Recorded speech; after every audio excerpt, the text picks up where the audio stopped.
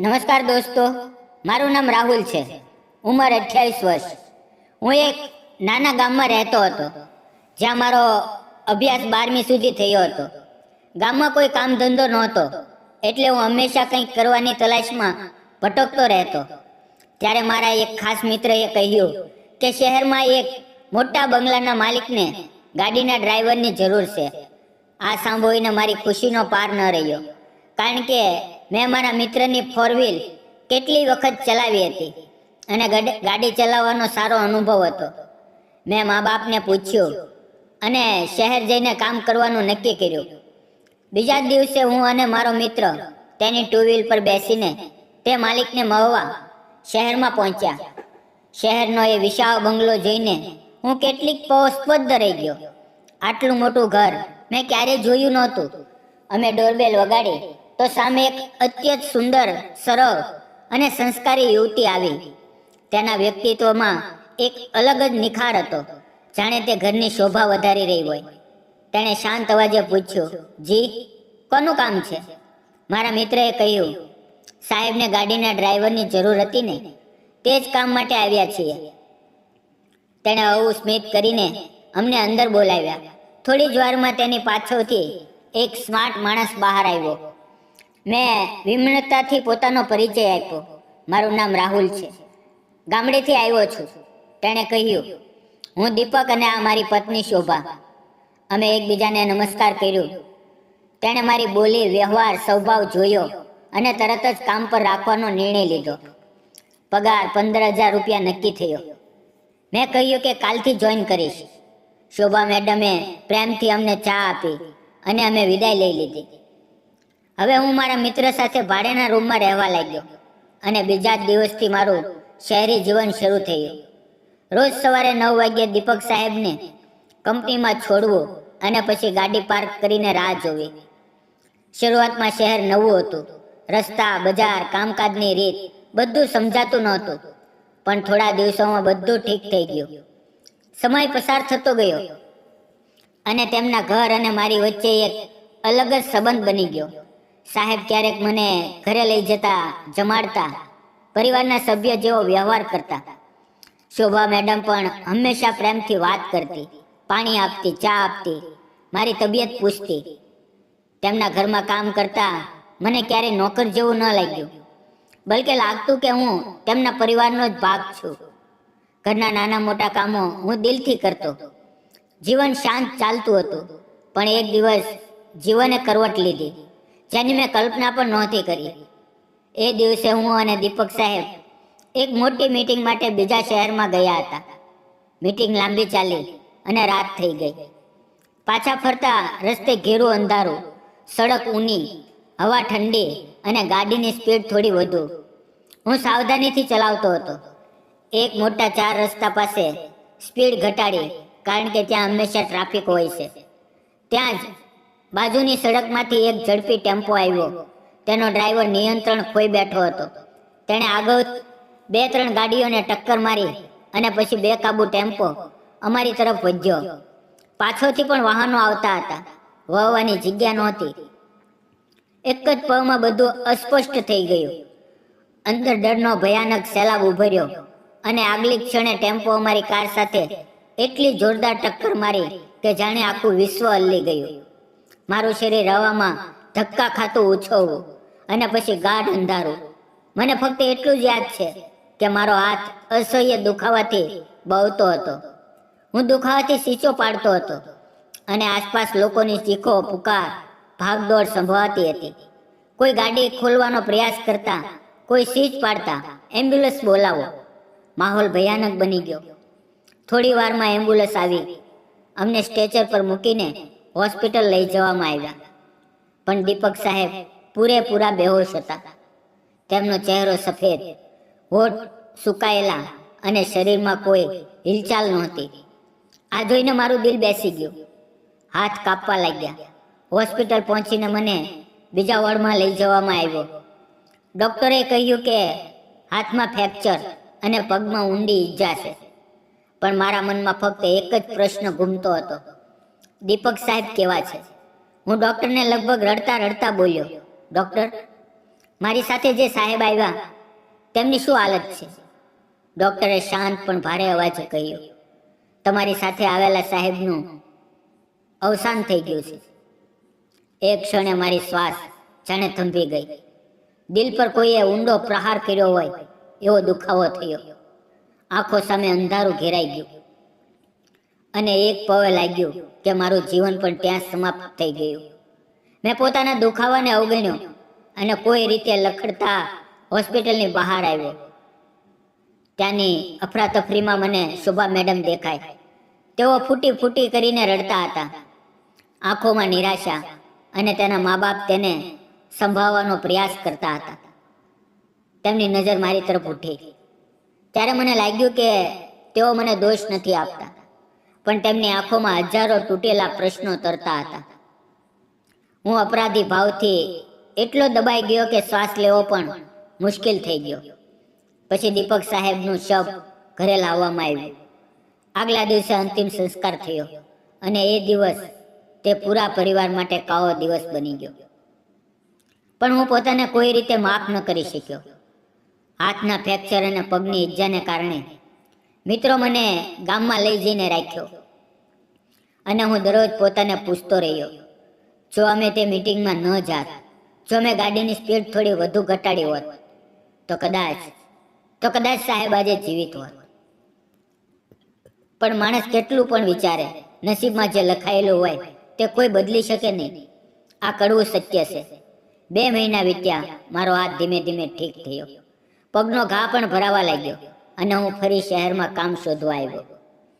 ઘણા દિવસ પછી પણ કંઈ મળ્યું નહીં.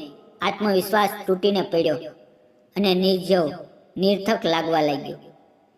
પછી એક દિવસ અચાનક મારા ફોન પર કોલ આવ્યો. સ્ક્રીન પર દેખાતું નામ જોઈને મારા રોમ રોમ ઊભા થઈ ગયા, કારણ કે ત્યાં દીપક સાહેબ ચમકતું હતું. એક ક્ષણે લાગ્યું કે હું સપનું જોઈ રહ્યો છું, પણ તરત જ સમજાયું કે આ શોભા મેડમનો જ નંબર હશે. મેં ગભરાઈને કોલ ઉપાડ્યો તો બીજી બાજુ એક કાપતો અવાજ આવ્યો, હેલો, હું શોભા બોલું છું. મેં શાંતિથી કહ્યું, જી મેડમ કહો. તે કેટલીક ક્ષણ ચૂપ રહ્યા, જાણે શબ્દો શોધતા હોય. પછી ધીમેથી બોલ્યા, શું તમે મળવા આવી શકો? મારે તમારી સાથે કંઈક જરૂરી વાત કરવી છે. તમે હવે ક્યાં છો? મેં તરત કહ્યું, હું નજીક જ છું મેડમ, આવું છું. કોલ કટ થયો તો મારા હાથ ફરી કાપવા લાગ્યા. બધા જૂના પવો આંખો સામે ઘૂમ્યા. તેમનો મારી તરફનો સ્નેહ, તેમના ઘરનું અપનત્વ અને એ ભયાનક રાતની દુર્ઘટના. હું ધીમે ધીમે તે જ રસ્તે ચાલવા લાગ્યો જે ક્યારેક હાસ્ય અને સુખદ શાંતિનો સાથી હતો. પણ આજે તે જ રસ્તાની દરેક પગલાં મારા દિલમાં અપરાધની સોય જેવા ચૂપતા હતા. જેમ મેડમનો બંગલો નજીક આવતો ગયો, મારા દિલની ધડકન વધતી ગઈ.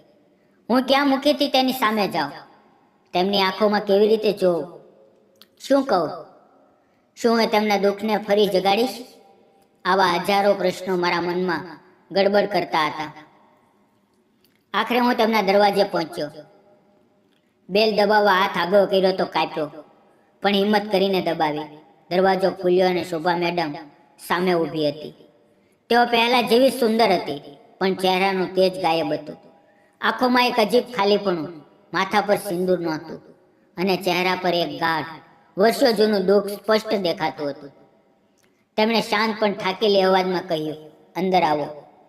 હું સોફા પર બેસવા તૈયાર થયો ત્યારે તેમણે હવેથી પૂછ્યું, શું લેશો, ગરમ કે ઠંડુ? મેં ધીમેથી કહ્યું, કંઈ નહીં મેડમ. પણ તેમણે હવમું સ્મિત કરીને કહ્યું, એવું કેવી રીતે? આટલા દિવસો પછી આવ્યા છો, કંઈક તો લેવું પડશે. તેઓ રસોડામાં ગયા અને ઠંડુ પાણી લઈને આવ્યા. એક ગ્લાસ મારી સામે મૂક્યો અને એક પોતાની સામે. આખા ઘરમાં એક ભારે સન્નાટો ફેલાયેલો હતો.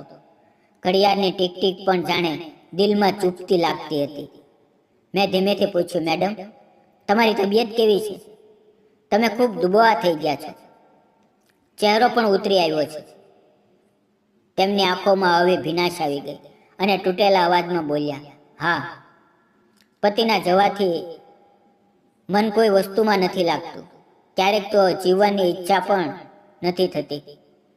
કેટલાક દિવસ મા બાપુ પાસે રહી, તેમણે સહારો આપ્યો, પણ માણસ કેટલા દિવસ સુધી કોઈનો બોજ બની શકે? અને હું જો રોજ તેમની સામે દુઃખ લઈને બેસી રહું તો તેઓ પણ બેચેન થઈ જાય. એટલે હું પાછી શહેર આવી. હવે સાસરિયામાં જ રહું છું. 2 મહિના પહેલા મેં એક નાનકડી કપડાની ફેક્ટરી શરૂ કરી છે, મારી પોતાની. હવે ધીમે ધીમે ઠીક ચાલી રહી છે. 10-11 કામદારો છે. ઓર્ડર પણ આવવા લાગ્યા છે. આ સાંભળીને મારા ચહેરા પર સાચી ખુશી આવી અને હું દિલથી બોલ્યો, વાહ મેડમ, આ તો ખૂબ સારી વાત છે. સાચે જ ખૂબ ખૂબ અભિનંદન. તેઓ કેટલાક મહિના પછી હળવું સ્મિત કર્યા અને બોલ્યા, થેન્ક યુ. કેટલીક ક્ષણો પછી તેઓ બોલ્યા, અસલમાં મારે તમારી પાસેથી એક કામ હતું. મેં તરત વિનમ્રતાથી પૂછ્યું, કહો મેડમ. તેઓ કેટલીક સેકન્ડ મારી આંખોમાં જોઈ રહ્યા. તેમની નજરમાં આશા, થોડી ઝીઝક અને અંદરથી એક ગાઢ એકલતા ઝળકતી હતી. પછી ધીમા પણ સ્પષ્ટ અવાજે પૂછ્યું, તમે હવે ક્યાં કામ કરો છો? મેં સાચું કહ્યું, હજુ ક્યાંય કામ નથી મળ્યું મેડમ. માલિકના એક્સિડન્ટ પછી કેટલાક દિવસ ગામમાં જતો, પણ ત્યાં મન ન લાગ્યું. દરેક પળે એ ભયાનક રાત મારા મગજમાં ઘૂમતી રહેતી. કેટલાક દિવસ પહેલા જ શહેરમાં પાછો આવ્યો છું અને કામ શોધું છું, પણ હજુ સુધી નસીબે સાથ ન આપ્યો. મારી વાત સાંભળીને શોભા મેડમની આંખોમાં એક ચમક દેખાય. તે શાંત પણ વિશ્વાસથી ભરેલા અવાજે કહ્યું, ઠીક થયું, કારણ કે મને તમારા જેવા ગુણી, ઈમાનદાર અને વિશ્વાસુ ડ્રાઈવરની જરૂર છે. એવો કોઈ જે ફક્ત કામ નહીં પણ મારા ઘર અને કંપની બંનેની દિલથી કાળજી રાખે. મારી ફેક્ટરી અહીંયાથી 10-12 કિલોમીટર દૂર છે. રોજ જવું પડે છે, પણ મને કાર ચલાવવાનું નથી આવડતું. શું તમે આ જવાબદારી નિભાવી શકશો? હું તો કામ માટે તરસતો હતો, એટલે એક પણ વિચાર કર્યા વગર તરત માથું હલાવ્યું. તેઓ બોલ્યા, ઠીક છે. તમે કેટલો પગાર લેશો? વિનમ્રતાથી કહ્યું, જેટલો પહેલા મળતો હતો તેટલો જ આપજો મેડમ, મને વધુ આશા નથી. તેઓ કેટલીક પળ મારી તરફ જોતા રહ્યા. તેમની નજરમાં અપનત્વ, વિશ્વાસ અને જાણે કોઈ જૂનો સહારો ફરી મળ્યો હોય એવું સુકૂન ઝળકતું હતું. પછી તેઓએ હવે આત્મીય સ્મિત સાથે કહ્યું, ઠીક છે, હું તમને 15,000 આપીશ. કાલથી આવી જજો. સવારે 9 વાગ્યે તૈયાર રહેજો. મેં ફક્ત માથું હલાવ્યું અને જવા પણ દરવાજા પાસે પહોંચીને ઊભો રહ્યો અને એકવાર પાછું વળીને જોયું. તેઓ શાંત મુદ્રામાં ત્યાં જ ઊભા હતા, જાણે બોલ્યા વગર જ મને મનથી આશીર્વાદ આપતા હોય. તે નજરમાં ના રાગ હતો, ના દૂરી, ફક્ત એક અપનત્વ હતું જેને શબ્દોમાં વાંચી શકાય નહીં. એ રાતે હું એટલો ખુશ હતો કે ઊંઘ આંખોમાંથી દૂર હતી. દિલમાં એક અજીબ હલચલ હતી, જાણે લાંબા સમય પછી કોઈએ મને વિશ્વાસ આપ્યો હોય, કોઈએ મને ફરી ઊભા થવાનો મોકો આપ્યો હોય. જાણે જીવને ફરી મારા ખંભા પર હાથ મૂકીને કહ્યું હોય, ઊભો થા, હું હજુ સમાપ્ત નથી થયો. સવારે વહેલા ઉઠ્યો, નાહ્યો, સ્વચ્છ કપડાં પહેર્યા. મારી 2 વ્હીલર જૂની હતી, ચાલે તો ખડખડ કરતી, પણ આજે તે અવાજ પણ સંગીત જેવી લાગતી હતી. હું મેડમના બંગલે પહોંચ્યો. બેલ વગાડી. દરવાજો ખુલ્યો તો એક પળે હું સ્તબ્ધ રહી ગયો. તેઓ હવે પણ અત્યંત આકર્ષક સાડી પહેરી હતી. ખુલ્લા વાળ, હળવો મેકઅપ, હોઠ પર ગુલાબી લિપસ્ટિક. તેઓ ઉગતા પૂર્ણ ચંદ્ર જેવી લાગતી હતી, જેની ચમક ખોવાઈ નથી, બલકે અંદર છુપાવી લેવાય છે. તેમણે મને જોઈને મલકાઈને પૂછ્યું, શું થયું? આવી રીતે કેમ જોઈ રહ્યા છો? મેં તરત સંભાળીને કહ્યું, કંઈ નહીં મેડમ. તેઓ અંદર ગયા, પર્સ ઉઠાવ્યો અને બોલ્યા, ચાલો નીકળીએ. મેં કાર સ્ટાર્ટ કરી. તેઓ પાછળની સીટ પર બેસ્યા અને ગાડી સડક પર આગળ વધવા લાગી. રીયર વ્યૂ મિરરમાં તેઓ દેખાતા હતા, શાંત, સ્થિર, પણ અંદરથી હજી તૂટેલા. તેમની આંખોમાં દુઃખના ધુમાડાની વચ્ચે પણ એક અજીબ તેજ હતું. પૂરા રસ્તે તેઓ મને રસ્તો સમજાવતા રહ્યા અને અમે તેમની મહેનતથી ઊભી કરેલી ફેક્ટરીએ પહોંચ્યા. તેમણે મને દરેક વિભાગ બતાવ્યો, દરેક જગ્યાએ તેમની મહેનત અને કાળજી સ્પષ્ટ દેખાતી હતી. તેમણે કામદારો સાથે મારો પરિચય કરાવ્યો. કામ સમજાવ્યા પછી હું બહાર બેઠો અને તેઓ પોતાના કેબિનમાં જઈને ઓર્ડર, ડિઝાઇન અને એકાઉન્ટ્સમાં વ્યસ્ત થઈ ગયા. દિવસભર જો તેમને કંઈ જોઈતું, ફાઇલ, પાણી, રિપોર્ટ, મશીનવાળાઓને બોલાવવું કે ક્યાં ડિલિવરી માટે જવું, તો તેઓ ધીમેથી મને કોલ કે મેસેજ કરતા અને હું તરત ઊભો થઈને કામ કરી દેતો. સાંજે હું તેમને ઘરે છોડતો, પછી પોતાની ટુ વ્હીલર પર નાના રૂમમાં પાછો આવીને ખાવાનું ખાઈને થાકીને સૂઈ જતો. આ રીતે દિવસો પસાર થવા લાગ્યા. હું તેમની ઓફિસમાં લઈ જાઉં, દિવસભર તેમની જરૂરિયાતોની કાળજી રાખું, પછી તેમને ઘરે છોડું. આ દરેક નાના મોટા પળોમાં અમારી વચ્ચે એક અત્યંત સૂક્ષ્મ, ગાઢ અને બોલ્યા વગરનું બંધન બન્યું. અને આમ જ પહેલો મહિનો પૂરો થઈ ગયો. ખબર જ ન પડી. શનિવાર હતો, ઓફિસની છુટ્ટી. આજે મેડમને ક્યાંય લઈ જવાનું નહોતું. હું તેમને ઘરે છોડીને પોતાના રૂમમાં આવી ગયો. પણ રાત્રે અચાનક તેનો ફોન આવ્યો. તેઓ બોલ્યા, અરે, તમારો પગાર આપવાનું રહી ગયું, કાલ સવારે આવીને લઈ જજો. મેં કહ્યું, ઠીક છે મેડમ, હું સવારે આવી જઈશ. બીજે દિવસે હું સારી રીતે તૈયાર થઈને તેમના ઘરે ગયો. તેમણે દરવાજો ખોલ્યો અને સ્નેહ સાથે કહ્યું, આવો બેસો. તે રસોડામાં ગયા, ગરમ ચા લઈને આવ્યા. પછી પોતાના નાના પર્સમાંથી નોટોનું બંડલ કાઢ્યું, ગણીને મારા હાથ પર મૂક્યું. એક ક્ષણે તેમની કોમળ આંગળીઓ હળવો સ્પર્શ મારા હાથને અડ્યો. એ સ્પર્શ એટલો નરમ, હળવો પણ અંદર સુધી સરસરાટ પેદા કરનારો હતો કે એક પળમાં જાણે સમય થંભી ગયો. અમે બંને કેટલીક ક્ષણો એકબીજાને જોઈ જ રહ્યા. તેમની ગાઢ કાળી આંખોમાં એવું આકર્ષણ હતું કે કોઈ પણ તેમાં ખોવાઈ જાય. તેમનો ગોરો ચમકતો ચહેરો, રેશમી વાળ, હોઠ પર હળવું સ્મિત. અને એ પળે મારું મન તેમના ચહેરાને જોઈને ક્યાંક દૂર જતું હતું. મેં પૈસા લઈને કહ્યું, ખૂબ ખૂબ આભાર મેડમ. આટલા દિવસો કામ નહોતું, તમે કામ આપ્યું, તેથી હું ખૂબ ખુશ છું. તેઓ બોલ્યા, અરે, તમારા જેવા ઈમાનદાર ડ્રાઈવરનું મળવું તો મારું સૌભાગ્ય છે. મારી કંપનીની હવે ઠીક ચાલી રહી છે, કામ આવે છે, પૈસા આવે છે, કોઈ તકલીફ નથી. તમને ક્યારે કંઈ જોઈએ તો બસ કહેજો. મેં માથું નીચું કરીને જી મેડમ કહ્યું અને બહાર જવા ઉઠ્યો. તેઓ ઉપરના માળ તરફ ટેરેસ પર જતા હતા અને જતા જતા બોલ્યા, દરવાજો પાછળથી બંધ કરજો. હું દરવાજા તરફ વળ્યો ત્યારે અચાનક એક તીખી, અસહ્ય અવાજ ગુંજી, જાણે કોઈ ભારે વસ્તુ ખસીને જોરથી પડી હોય. તીખી અવાજ આખા ઘરમાં ફેલાઈ ગઈ. હું ગભરાઈને પાછો દોડ્યો અને જોયું તો દિલ ધડકી ગયું. શોભા મેડમ નીચે પડ્યા હતા, ચહેરા પર ભયાનક પીડા, અને એક હાથથી પોતાનો પગ પકડીને બેઠા હતા. હું તરત દોડ્યો, તેમને ઉઠાવ્યા, સંભાળ્યા, બેઠા કર્યા, પાણી આપ્યું. તેઓ રડતા રડતા તૂટેલા અવાજમાં કહેતા હતા, પગને ખૂબ દુખાવો થઈ રહ્યો છે, ખૂબ વધુ. મેં તેમને ઉઠાડવાનો પ્રયાસ કર્યો, પણ તેઓ બેસી પણ નહોતા શકતા. ઊભું થવું તો બિલકુલ અશક્ય હતું. તેમની પીડા જોઈને મારું દિલ ધડકવા લાગ્યું.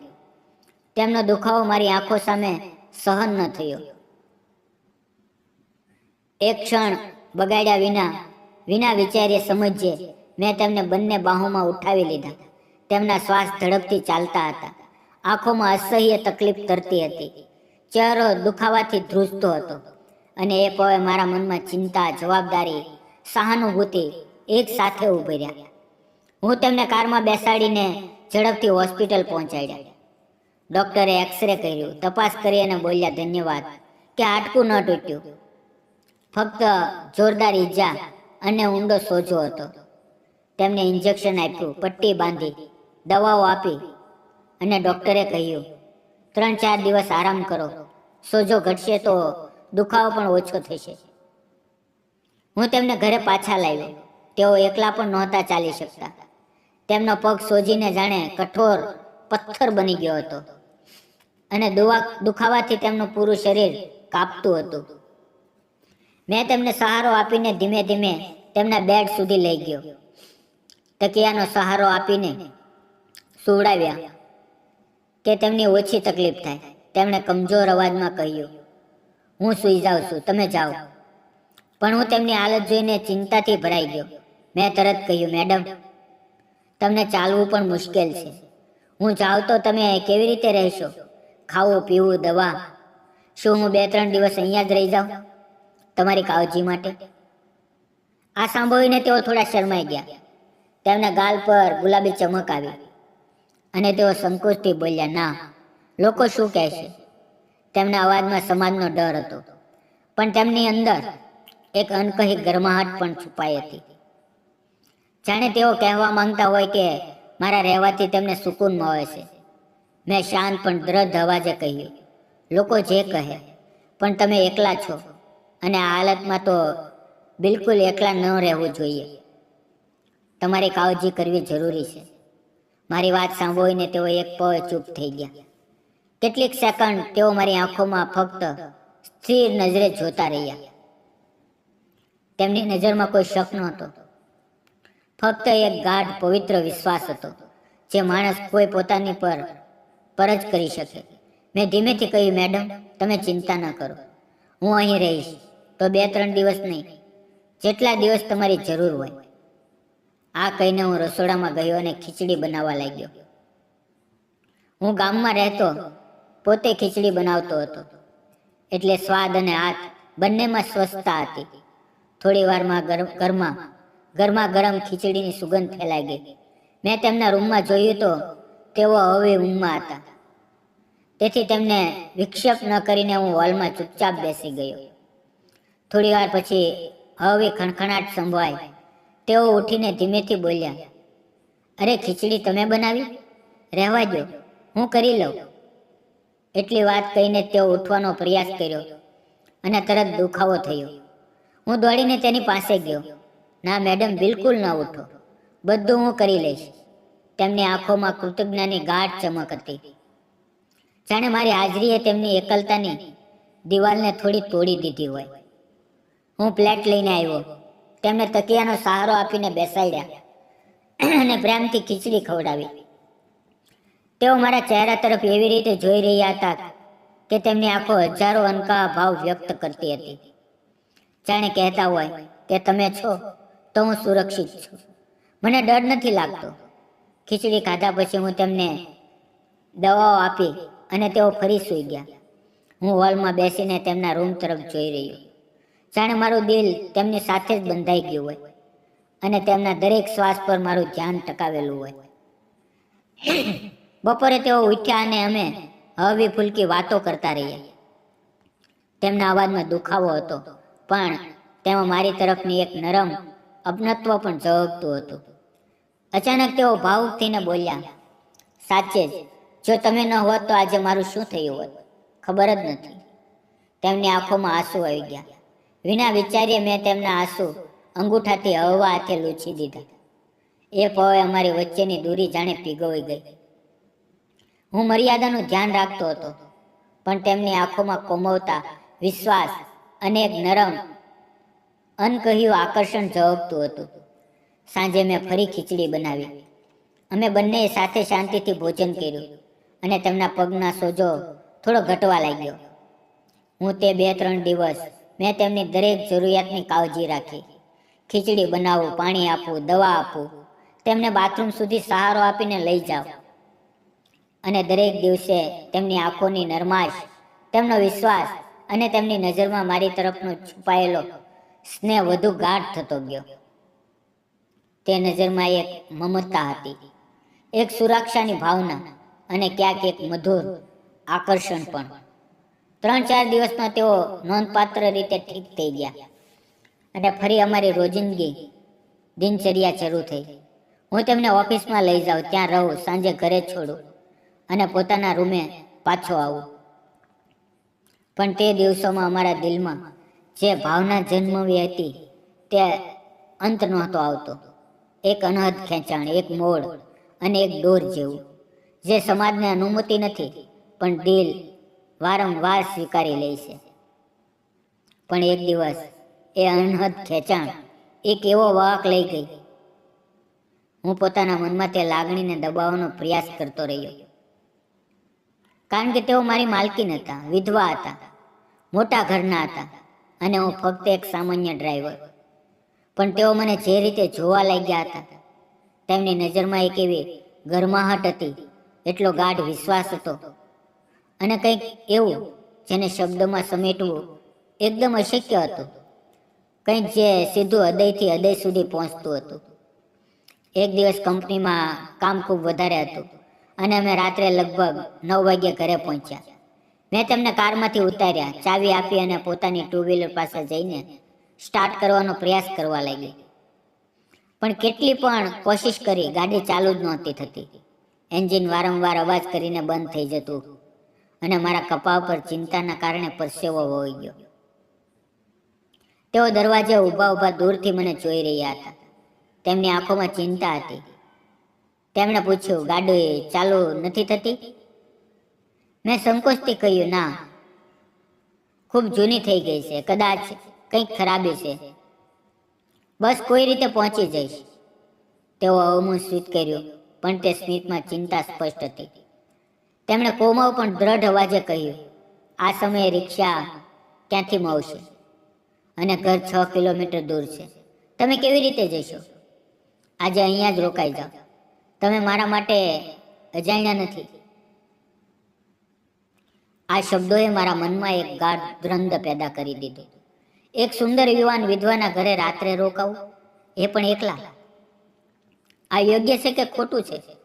પણ પરિસ્થિતિ હંમેશા માણસના વિચારથી મોટી હોય છે. મેં ધીમા અવાજે કહ્યું, ઠીક છે, જો તમે કહો છો તો હું રોકાઈ જાઉં છું. અમે બંને ઘરની અંદર આવ્યા. આશ્ચર્યની વાત એ હતી કે આજે પહેલી વાર મેડમ પોતે જ રસોઈમાં ગયા અને ખાવાનું બનાવવા લાગ્યા.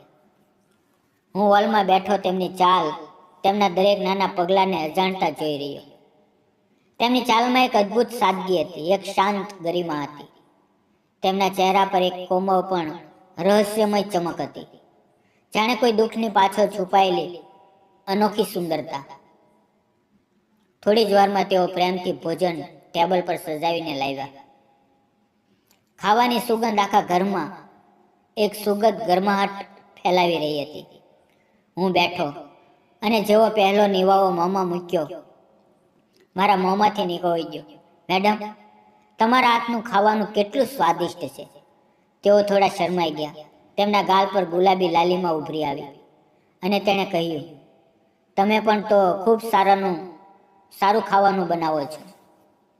આ વાક્યમાં જે ભાવના, સ્નેહ અને કોમળતા છુપાયેલી હતી, તેનાથી મારા દિલમાં એક મધુર ગરમાહટ ભરાઈ ગઈ.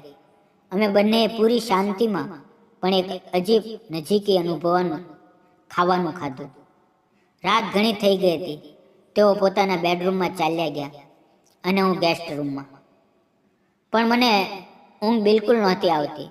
તેમના ચહેરાની માસૂમ રેખાઓ, તેમની ગાઢ આંખો અને તેમની શાંત મુસ્કાન અને એની પાછળ છુપાયેલું દુઃખ, આ બધું મારી આંખો સામે વારંવાર ઘૂમતું હતું. લગભગ 12 વાગ્યે મને તરસ લાગી એટલે પાણી પીવા રસોડામાં ગયો. ત્યાં પ્રકાશ ઓછો હતો, હળવો અંધારું ફેલાયેલું હતું. જેવો હું અંદર ગયો, સામેથી આવતા તેમને જોઈ ન શક્યો અને અચાનક અમે ટકરાઈ ગયા. તે મેડમ હતા. ટક્કર લાગતા જ તેઓ પડી જાત, પણ મેં તેમને તરત પકડી લીધા. એ પળ જાણે સમય થંભી ગયો. તેમની આંખોમાં દુઃખ હતું, એક અજાણ્યું ખેંચાણ હતું, જાણે કેટલાય દિવસોથી દબાયેલી લાગણીઓ આજે બહાર આવવા બેચેન હોય. હું હોશમાં આવીને ધીમે ધીમે પાછો હટ્યો, પણ મારું દિલ હજી પણ ધડકતું હતું. પાણી પીવાનું ભૂલી ગયો અને ઝડપથી ગેસ્ટ રૂમ તરફ વળ્યો. દરવાજો બંધ કરવા જ જતો હતો કે પાછળથી હળવા પગલાંનો અવાજ આવ્યો. હું પલટ્યો તો મેડમ મારી ઠીક પાછળ ઊભા હતા.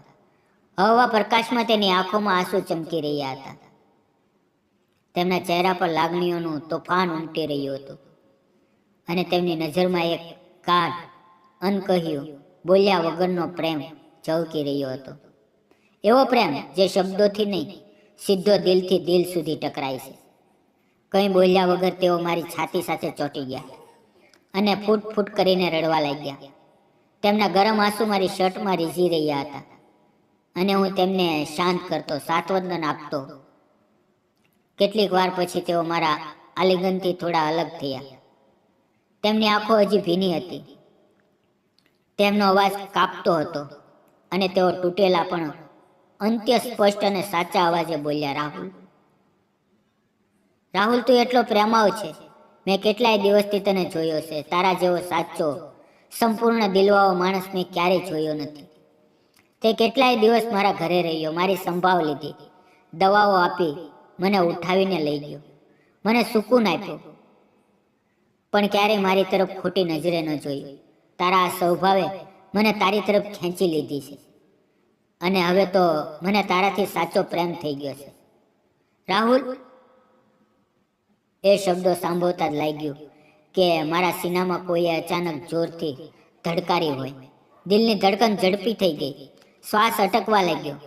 હું કેટલીક ક્ષણો સુધી સ્તબ્ધ રહી ગયો, ન બોલી શક્યો, ન હલી શક્યો, જાણે મારા પગ નીચેથી જમીન જ ખસી ગઈ હોય. મારી આંખો અનિયંત્રિત રીતે ભીની થઈ ગઈ અને કપતા અવાજે હું ફક્ત એટલું જ બોલી, મેડમ, તમે એટલા સુંદર, એટલા યુવાન, એટલા આદરણીય, અને હું ફક્ત એક ડ્રાઈવર. આ કેવી રીતે શક્ય છે? લોકો શું કહેશે? પણ તેઓ તરત મારા બંને હાથ પોતાના હાથમાં લઈને દ્રઢ અવાજે બોલ્યા, લોકો શું કહે છે એની મને જરાય પરવા નથી. મારા જીવનમાં પહેલી વાર મને સાચો પ્રેમ મળ્યો છે અને એ તું છે. રાહુલ, હું વિધવા છું તો શું? એનો અર્થ એ નથી કે હું ફરી ક્યારે પ્રેમ ન કરી શકું, કે મારે ખુશ રહેવાનો અધિકાર ખતમ થઈ ગયો. મારું મન, મારી આત્મા બંને તને જ ઈચ્છે છે અને હું તારાથી સાચે જ ખૂબ ગાઢ પ્રેમ કરું છું. એ પળે તેમની આંખોમાં ચમકતી સત્યતા, તેમના કંપતા અવાજની ગહનતા, તેમની લાગણી